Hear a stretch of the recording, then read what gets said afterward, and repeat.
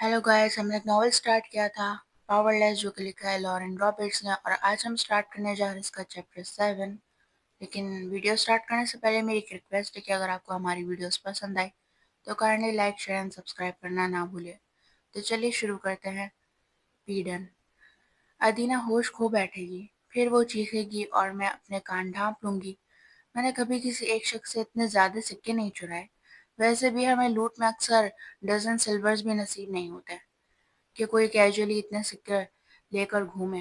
मेरा जहन घूम रहा है जब मैं आहिस्ता आहिस्ता लूट के शहर से गुजरती हूँ, जहाँ अब सूरज गिरते हुए इमारतों के पीछे डूबते हुए हर तरफ साया बिखेर रहा है।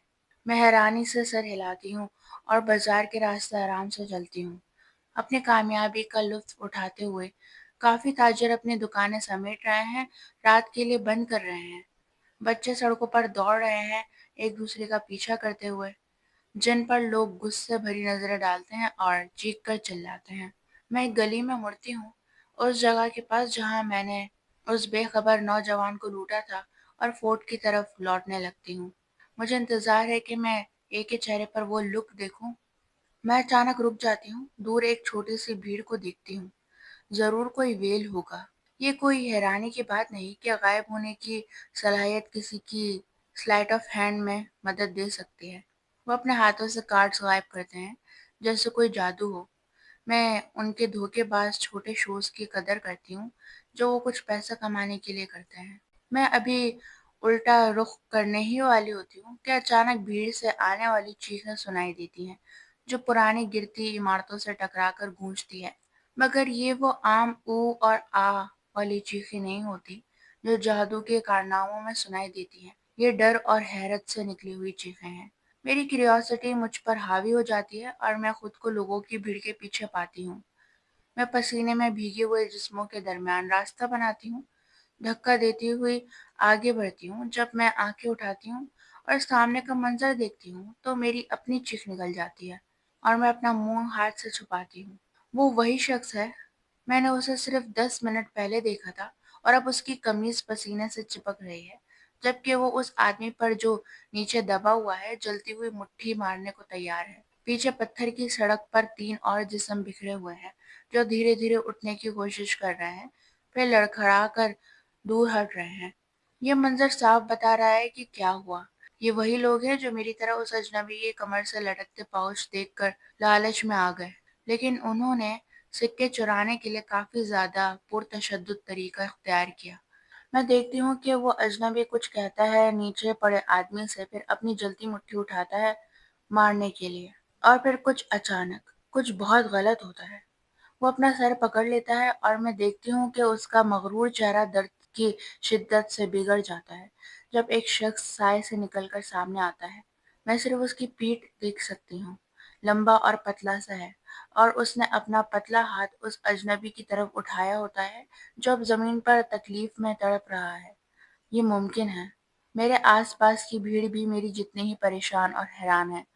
उसका हाथ अब भी उठा हुआ है और साइलेंसर छोटे छोटे कदम उठाता हुआ उस काले बालों वाले शख्स की तरफ बढ़ रहा है जो अब जमीन पर बेहाल पड़ा है।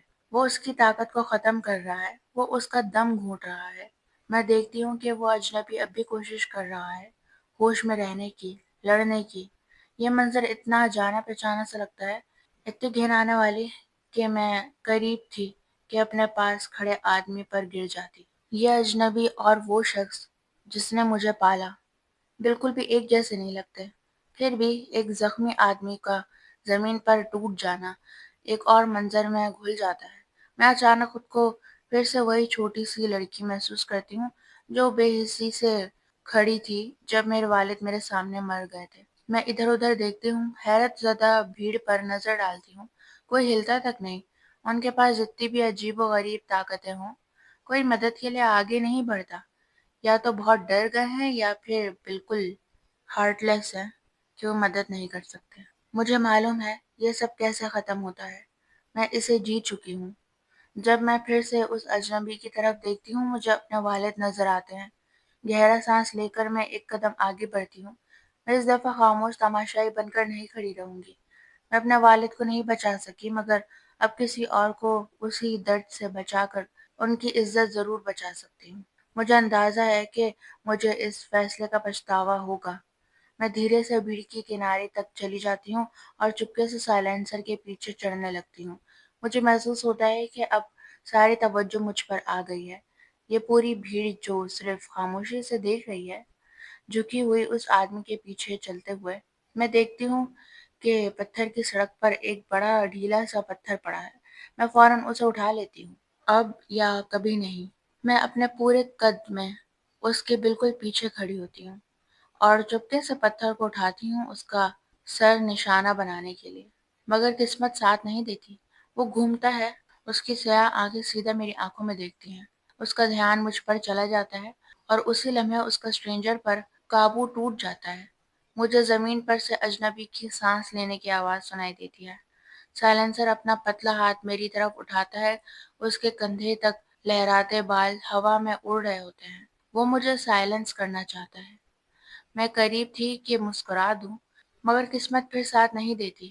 کچھ نہیں ہوتا، کیونکہ میرے پاس کوئی پاور ہی نہیں جس سے وہ دبا سکے۔ وہ اپنے ہاتھ کو دیکھتا ہے، پھر مجھے حیرانی سے، بھرپور نظر سے۔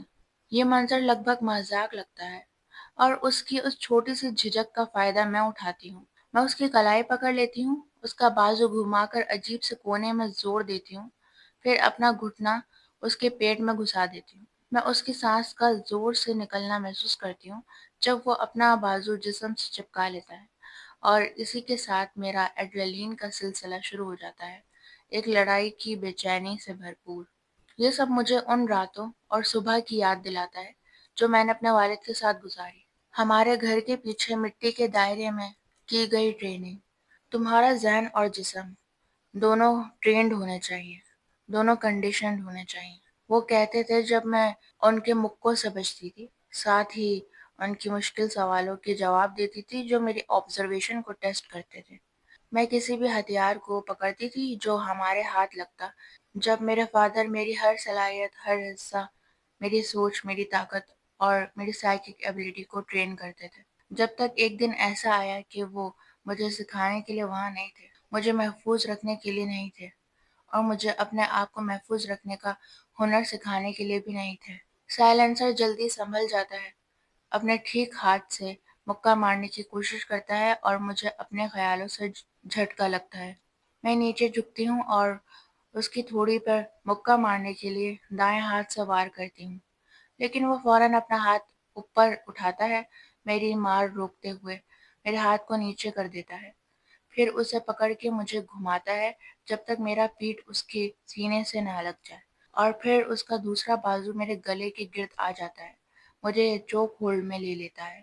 میں ہانپتے ہوئے ہوا کے لیے ترستی ہوں، لیکن خود کو سنبھالتی ہوں۔ ہاتھ سے اس کا بازو نوچنے کے بجائے میں اپنا سر پیچھے لے جا کر اس کی ناک پر مار دیتی ہوں۔ ایک ڈراؤنی کریک کی آواز آتی ہے اور خون نکلنے کی آواز۔ خون، اتنا زیادہ خون ہمارے چھوٹے سے گھر کے فرش پر پھیلے ہوئے، مرچنٹ اور ایلم اسٹریٹ کے درمیان واقع اس چھوٹی سی جگہ میں، مجھ پر، میرے والد پر۔ میں اس رات کے بعد کبھی واپس نہیں گئی۔ اس رات جب میں بھاگ گئی تھی، اس رات جب بادشاہ نے میرے والد کے سینے میں تلوار اتار دی تھی۔ سائلنسر کا ہاتھ میرے گردن سے ڈھیلا پڑتا ہے جب وہ پیچھے ہٹ کر اپنی ناک پکڑتا ہے، لیکن میں رکی نہیں ہوں، ابھی تو شروعات ہے۔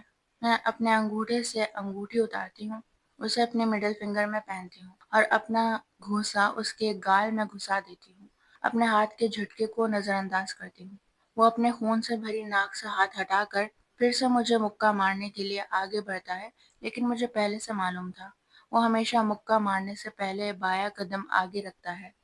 میں اس کا وار روک لیتی ہوں، اس کے کندھوں کو پکڑتی ہوں اور ایک بار پھر اپنا گھٹنا اس کے پیٹ میں مارتی ہوں۔ اس کی سانس لینے سے پہلے ہی میں اس کا سر اپنے ہاتھوں میں لے لیتی ہوں اور اس کی ٹوٹ چکی ناک کو اپنے گھٹنے سے ٹکرا دیتی ہوں۔ ہر بار میں اپنا سارا غصہ بھر دیتی ہوں، وہ غصہ جو بادشاہ پر تھا، جو میرے والد کے اسٹڈی میں چپکے سے گھسا تھا، جہاں وہ رات کے وقت اپنے کشنڈ کرسی میں بیٹھ کر کتاب پڑھ رہے تھے۔ ایک اور دایاں مکہ سائلنسر کے تھوڑے پر مارتی ہوں، وہ غصہ جو مجھے اب بھی یاد ہے، میرے والد کی چیخ جب تلوار ان کے سینے سے گزری تھی، مجھے میری نیند سے جگا کر۔ میں اس کے نیچے ایک لات مار دیتی ہوں، سیدھا اس کے گروئن میں۔ وہ غصہ جو مجھے یاد دلاتا ہے میرے والد کا وہ منظر جب وہ اپنی پیاری کرسی سے پھسل کر فرش پر گر گئے تھے، اپنے ہی خون میں پھسلتے ہوئے۔ میں جھک کر اپنی ٹانگ گھماتی ہوں اور اسے زمین پر گرا دیتی ہوں۔ وہ غصہ جو مجھے اس وقت محسوس ہوا تھا جب میں ان کا ہاتھ پکڑ کر چیخ رہی تھی، رو رہی تھی اور ان سے کہہ رہی تھی، اٹھیں، پلیز اٹھیں۔ میں پوری رات وہی بیٹھی رہی، میرے کپڑے میرے والد کے خون میں بھیگے ہوئے، سوچتی رہی کہ ایسا کیا ہو سکتا ہے جو ان کی موت کا ریزن بنا۔ لیکن بادشاہ کو کسی کو مارنے کے لیے ریزن نہیں چاہیے ہوتی، اسے صرف کسی کو زندہ چھوڑنے کے لیے ریزن چاہیے ہوتی ہے۔ میں سائلنسر کو پیٹ رہی ہوں مگر مجھے خود احساس نہیں کہ میں کیا کر رہی ہوں۔ میرا ذہن گھوم رہا ہے، میں تو بس جیسے بے ہوش تھی۔ میرے ہاتھ اب بھی میرے والد کے ٹھنڈے ہاتھ کو پکڑے ہوئے تھے۔ رویا کرتی تھی، میری چیخیں میرا جسم ہلا رہی تھی۔ میں ان کے بالوں کو آنکھوں سے ہٹا رہی تھی، ان کے خون سے بھرے کپڑوں کو سیدھا کر رہی تھی، ان سے وہ ساری یادیں کہہ رہی تھی جو ہم نے ساتھ گزاری تھی، اور گزارش کر رہی تھی کہ واپس آ جائیں تاکہ نئے لمحے بنا سکیں۔ میں دنیا میں بالکل اکیلی رہ گئی تھی، اور جب دھوپ کھڑکیوں سے اندر چھائی اور اس خوفناک منظر پر روشنی ڈالی تو مجھے اپنے گھر میں رہنا برداشت نہیں ہوا۔ ویسے بھی میں تو صرف 13 سال کی تھی، گھر رکھ بھی نہیں سکتی تھی۔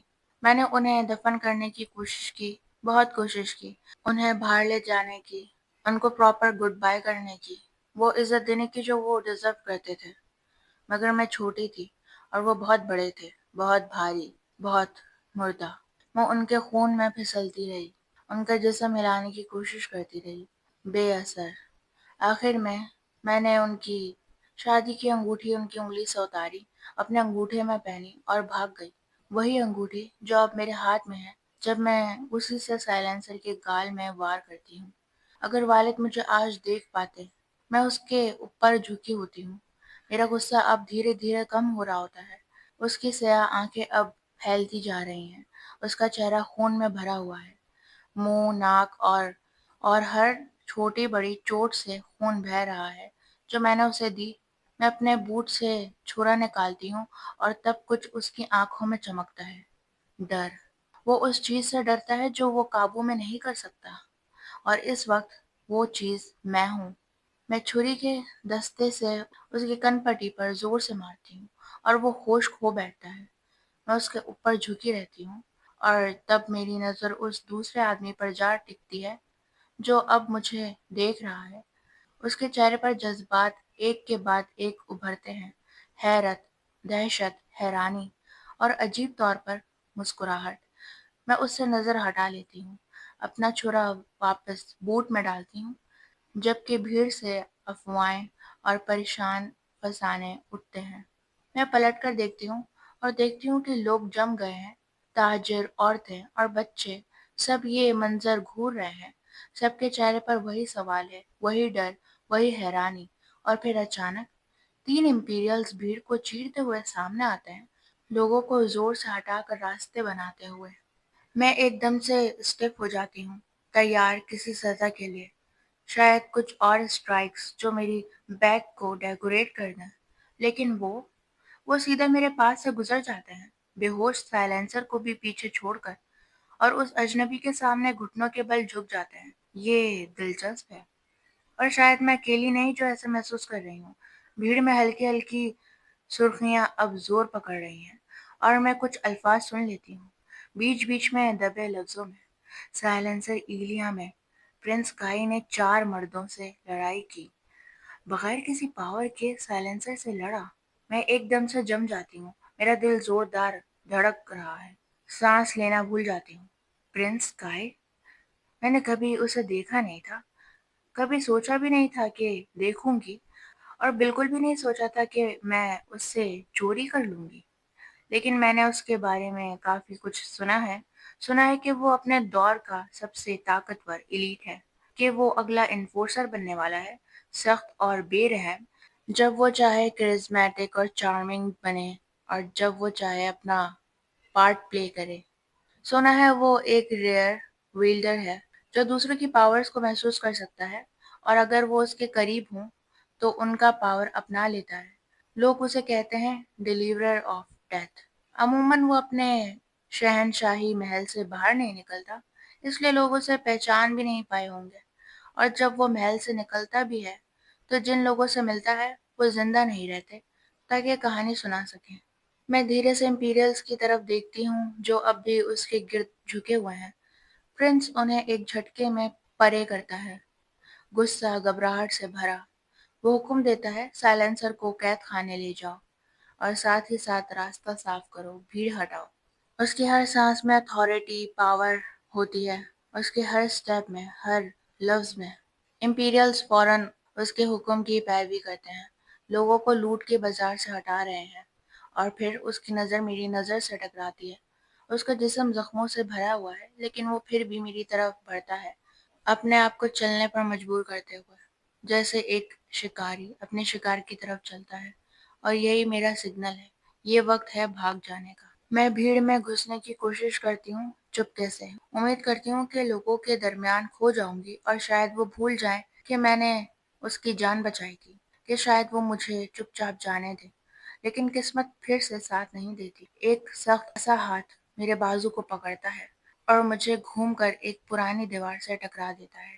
وہ میری دونوں کلائیوں کو اینٹ سے مسل کر پکڑتا ہے اور پھر میرے قریب جھکتا ہے۔ میں اس کی پکڑ سے چھوٹنے کی کوشش کرتی ہوں لیکن وہ ہلتا تک نہیں۔ مجھے سمجھ نہیں آتا کہ میں کیا امید کر رہی تھی، شاید ایک شکریہ، نہ کہ ایک انٹیروگیشن کسی گندی سی دیوار کے ساتھ لگا کر۔ اگر مجھے پتا ہوتا کہ وہ کون ہے، کیا کرتا ہے، تو میں کبھی اس کی مدد نہ کرتی۔ میں غصے سے سانس لیتی ہوں، میری چاندی جیسے بالوں کی لٹ میرے چہرے پر گر جاتی ہے، اس کی تیز نظر کو چھپاتے ہوئے۔ کیا یہ تمہارا نیا طریقہ ہے ان لوگوں کے ساتھ جو تمہاری جان بچاتے ہیں؟ میں دانت بیچتے ہوئے بولتی ہوں۔ مجھے کیا پتا، وہ کہتا ہے، اب تک کسی نے میری جان بچائی ہی نہیں۔ اس کے چہرے پر ہلکی سی مسکراہٹ ابھرتی ہے اور ڈمپل نظر آتا ہے، ٹونٹنگ۔ تو چلو میں تمہیں بتا دیتی ہوں، میں کہتی ہوں زوردار لہجے میں، جب کوئی تمہاری جان بچاتا ہے تو ایک سیدھا سا شکریہ کافی ہوتا ہے۔ شاید، وہ کہتا ہے، اور اور بھی نزدیک آتا ہے، لیکن ان لوگوں کے لیے نہیں جو مجھ سے چوری کرتے ہیں۔ میرا دل ایک پل کے لیے رک جاتا ہے۔ پرنس جانتا ہے، اسے پتا ہے کہ میں نے اسے چوری کی تھی۔ وہ پرنس کا ہی جو اگلا انفورسر ہے، وہ ڈیلیورر آف ڈیتھ۔ میں مردہ ہوں، جتنا مردہ پلیگ کے شکار ہوتے ہیں، لیکن ڈر کی جگہ کچھ اور اٹھتا ہے، ایک پرانا جانے پہچانا جذبہ، غصہ۔ میں خود پر ناراض ہوں کہ میں نے اس کی مدد کی، اس شخص کی جو لوگوں کو بنا وجہ کے مار دیتا ہے، جو اپنے باپ کا حکم بھگوان کی طرح مانتا ہے۔ میں غصہ ہوں کہ میں نے اسے ریپلزو نہیں پایا جب سے اس کی کنگڈم سٹارٹ ہوئی۔ وہ تب سے بہت لائل ہے کہ وہ مجھے اپنے ٹوسٹڈ ویلیوز اور بلیفز سے سک کر دے۔ اس کی جھوٹی انصاف کی مثال، اس کا ظلم بھرا نظام۔ وہ ہونے والا انفورسر ہے، وہ ایگزیکیوشنر ہے، آرڈنریز کا، بے گناہوں کا، میرے جیسے لوگوں کا۔ اور جب موت ایک سانس دور لگتی ہے تو میں بے پرواہ ہو جاتی ہوں اور کہتی ہوں، تو وہ کتنا پریٹی ہے اور اس کے پاس دماغ بھی ہے۔ لیڈیز تو تم سے محبت کرتی ہوں گی۔ میری مسکراہٹ میٹھے پن سے بالکل خالی ہوتی ہے۔ تم ایک اچھا چور بن سکتے تھے اگر تم اتنے آسانی سے ایک چور کے ہاتھ نہ آئے ہوتے۔ وہ مسکرا رہا ہے، وہی پرانی مغرور سی مسکراہٹ۔ تمہیں پتہ بھی ہے کہ تم کس سے بات کر رہی ہو؟ ایک کوکی باسٹرڈ سے، میں معصومی سے کہتی ہوں اور پھر فوراً اپنی زبان کاٹ لیتی ہوں۔ ظاہر ہے مجھے زندہ رہنے کا کوئی خاص شوق نہیں ہے، لیکن میری ہر توقع کے خلاف وہ اپنا سر پیچھے جھکا کر زور سے ہنس پڑتا ہے۔ اس کی ہنسی اصلی لگتی ہے، اس میں وہ وارمتھ ہے جو کبھی کبھی چرائے ہوئے چاکلیٹ میں محسوس ہوتی ہے، اور وہ گہرائی جو صرف شیلوز سی کے اندر ہوتی ہے۔ لوگ مجھے اس سے بھی برا کہہ چکے ہیں، وہ کہتا ہے، پھر اپنے آپ کو سنبھالتے ہوئے۔ اس کے ہاتھ اب بھی میری کلائیوں کو جکڑ کے پکڑے ہوئے ہیں، لیکن پھر اس کی آنکھوں سے وہ مذاق اتر جاتا ہے اور اس کی جگہ ایک کول کنسیڈریشن نے لے لی ہوتی ہے۔ تم نے مجھ سے چوری کی، اس کے باوجود شکریہ کہنا بنتا ہے۔ میں قریب تھی ہنس پڑنے کے، جیسے کسی کی جان بچانا صرف ایک مدد ہو۔ لیکن وہ کہتا ہے، مجھے یہ جاننے میں دلچسپی ہے کہ سائلنسر تمہاری پاور کیوں نہیں دبا سکا، اور مجھے بھی تم سے کوئی پاور محسوس کیوں نہیں ہوئی۔ وہ مجھے ویسے ہی نظر سے دیکھ رہا ہے جیسے اس وقت دیکھا تھا جب میں نے اسے چوری کی تھی، جیسے میں کوئی پہیلی ہوں جو اسے سلجھانی ہے۔ میں پلک جھپکاتی ہوں اور پھر وہ خوفناک احساس مجھ پر ٹوٹ پڑتا ہے۔ وہ دوسروں کی پاور محسوس کر سکتا ہے اور اگر قریب ہو تو یوز بھی کر سکتا ہے۔ اس نے مجھے ایلی میں محسوس کرنے کی کوشش کی تھی اور اسے کچھ بھی نہیں ملا۔ میں مردہ ہوں، مردہ جیسے پلیگ کا شکار۔ میں اس کی آنکھوں میں دیکھتی ہوں، اپنے چہرے سے ڈر ہٹا کر اپنے اندر ایک ہلچل کو چھپانے کی پوری کوشش کرتی ہوں۔ میں اپنے کندھوں کو ہلکا سا اٹھاتی ہوں جیسے سب کچھ معمولی ہو۔ امید کرتی ہوں کہ یہ سب اتنا آسان دکھ رہا ہو جتنا میں چاہتی ہوں۔ میں ایک منڈین ہوں، ایک سائیکک، میں کہتی ہوں آواز میں تسلی بھر کر۔ ایک سائیکک، وہ دہراتا ہے، شک اس کے ہر لفظ سے ٹپک رہا ہے۔ بتاؤ، تم کیا کر سکتی ہو؟ وہ رکتا ہے، کندھے اچکاتا ہے۔ کبھی کسی سائیکک سے ملاقات نہیں ہوئی میری، بس کیوریس ہوں۔ وہ کیوریس نہیں ہے، کیلکولیٹنگ ہے، لیکن وہ شاید ابھی تک مجھ سے کچھ زیادہ مذاق میں ہے، ورنہ میں اس وقت زمین پہ پڑی ہوتی، خون میں لت پت۔ میں اس ہنسی کو نگل جاتی ہوں جو میری گردن تک آ گئی تھی، ہنسی جو ہسٹیریکل تھی، حقیقت نہیں۔ میں ایک ایسی پاور رکھتی ہوں جو ایک طرح کی سینس ہے۔ میں آسان انداز میں بولتی ہوں، وہ لائن دہراتی ہوں جو میں سالوں سے ریہرس کرتی آئی ہوں۔ میں دوسروں کے جذبات محسوس کر سکتی ہوں۔ میں اس کی آنکھوں میں دیکھتی ہوں، اس سے کہہ رہی ہوں کہ مجھ پر یقین کرو، یہ امید کرتے ہوئے کہ وہ یہ مان لے، کہ وہ یہ بات سن کر اپنی راہ لے لے اور مجھے زندہ چھوڑ دے۔ وہ مسکراہٹ روکنے کی کوشش کرتا ہے۔ اچھا، یہ بات ہے۔ اس کی آنکھیں میری آنکھوں میں کچھ دیر کے لیے ادھر ادھر دیکھتی رہتی ہیں۔ پھر مجھے تمہاری پاور محسوس کیوں نہیں ہوتی؟ نہ میں یوز کر سکتا ہوں نہ محسوس۔ میں ہلکے سے نگلتی ہوں، کوشش کرتی ہوں کہ لگے جیسے مجھے کوئی جھوٹ سوچنے میں مسئلہ نہیں ہو رہا۔ میری ایبلٹی بے قابو ہے، نہ میں کنٹرول کر سکتی ہوں کہ کب یا کیا دیکھوں، اور ویسے بھی میری پاور ویسے بھی کافی کمزور ہے۔ شاید اسی وجہ سے تم اور سائلنسر اسے محسوس نہیں کر پاتے۔ یہ ایک ذہنی صلاحیت ہے۔ میں کندھے اچکاتی ہوں۔ شاید میں اپنا ذہن ان لوگوں سے چھپا لیتی ہوں جو اس میں گھسنے کی کوشش کرتے ہیں۔ میں سانس روک لیتی ہوں اس کے جواب کا انتظار کرتے ہوئے، لیکن وہ کچھ نہیں کہتا، بس وہاں کھڑا رہتا ہے مجھے گھورتا ہوا۔ میں غصے سے ہف کرتی ہوں اور پھر کہہ بیٹھتی ہوں، جاؤ کسی سے بھی پوچھ لو سلمز میں میرے اور میری پاورز کے بارے میں، اور بہتر یہ ہوگا، میں تھوڑا سا جھک کر کہتی ہوں، اپنے امپیریل سے پوچھ لو۔ آج صبح ہی میری ان میں سے ایک سے زبردست بات چیت ہوئی تھی۔ اس کی آنکھیں تھوڑی سی تنگ ہو جاتی ہیں، پھر وہ دھیرے سے میری کلائیاں چھوڑ کے ایک قدم پیچھے ہوتا ہے۔ شاید میں پوچھ لوں۔ پھر وہ کمینہ مسکراتا ہے، لیکن میں خود بھی تمہاری سائیکک ایبلٹیز کو دیکھنا چاہتا ہوں، ثبوت دو۔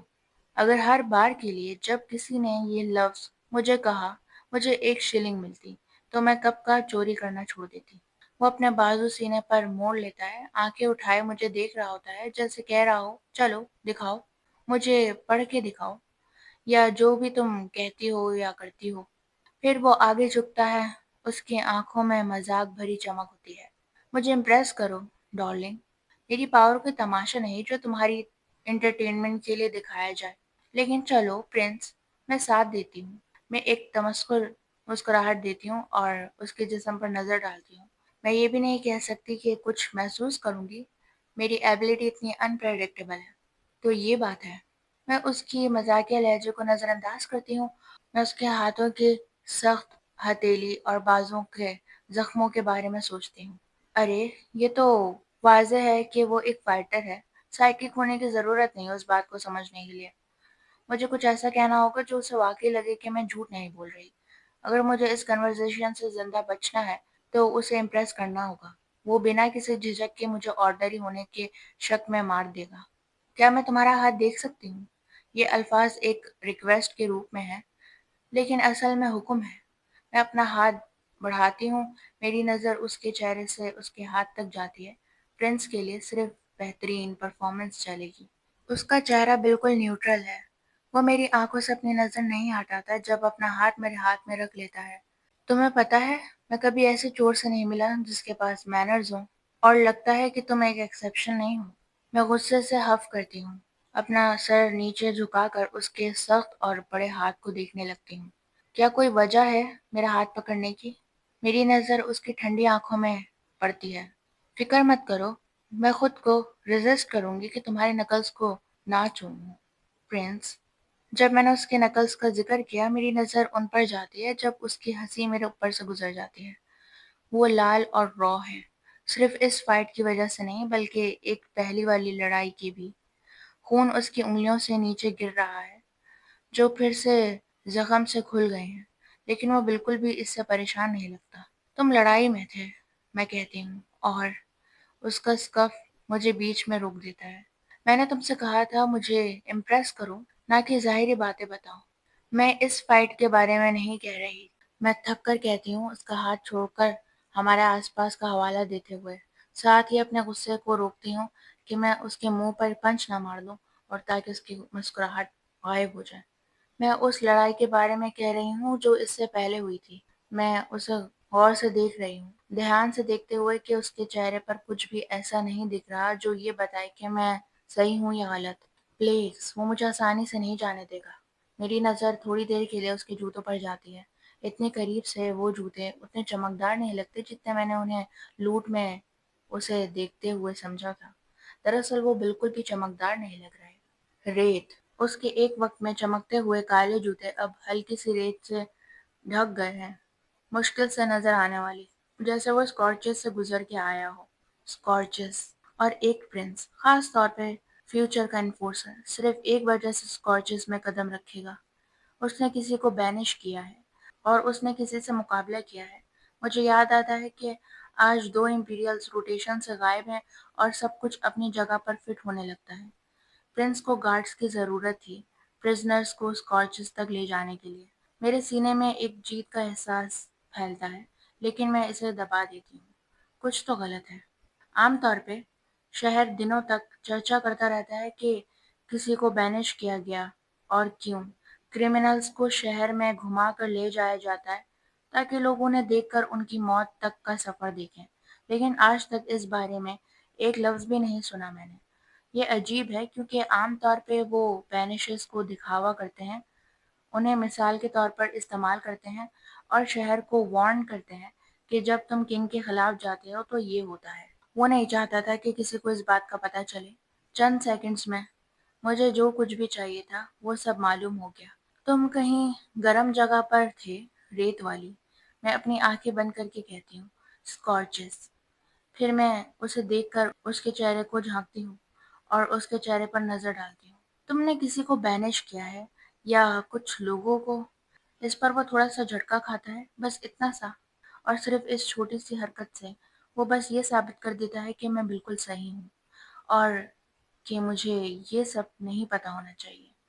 لیکن میں تھوڑا رک کر کہتی ہوں، تم نہیں چاہتے کہ کسی کو اس بات کا پتہ چلے، ہے نا؟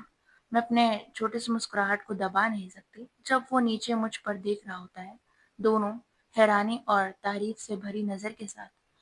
اور تم اس بات سے کن ایموشنز کو سینس کر رہی ہو؟ وہ دھیرے سے پوچھتا ہے۔ میں سانس چھوڑ کر پھر اس وقت کے لیے اندازہ لگانے کی کوشش کرتی ہوں کہ فیوچر کا انفورسر کس جذبات سے گزر رہا ہوگا، اگر اس آدمی کے پاس کوئی جذبات ہیں بھی۔ کیا یہ شرمندگی ہے جو میں محسوس کر رہی ہوں؟ فکر؟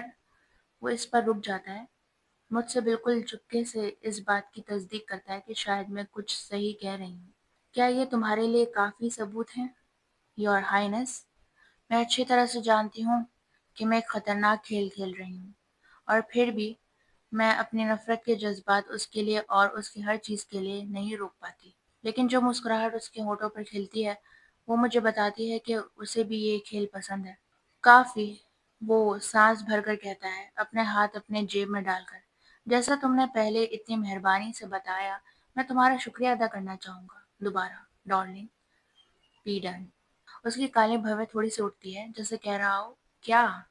میرا نام پیڈن ہے، ڈارلنگ نہیں، پیڈن۔ وہ اسے دہراتا ہے، تھوڑی سی مسکراہٹ کے ساتھ لفظ کو جانچتا ہوا۔ اس کی گہری آواز میرا نام اتنا گہرا، اتنا شاہی سا بناتا ہے جیسے میں وہ ہوں جس میں شہزادی کا خون دوڑ رہا ہو۔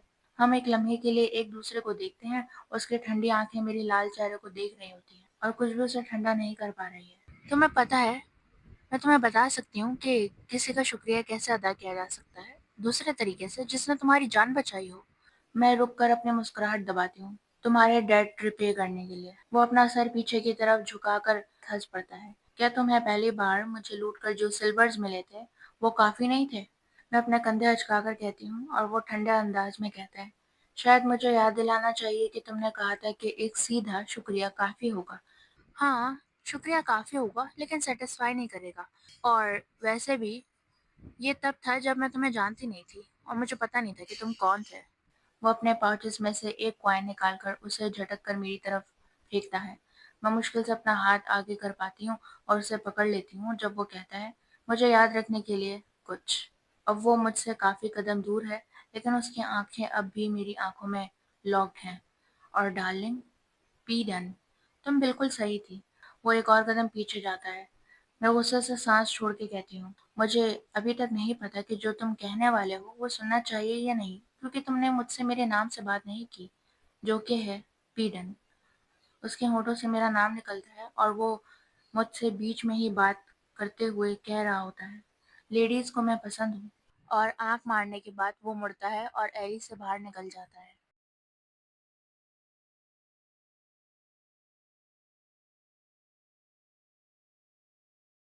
اور ایک جھٹکا دینے کے بعد وہ اپنے راستے پہ چل پڑتا ہے، ایلی سے باہر نکل کر۔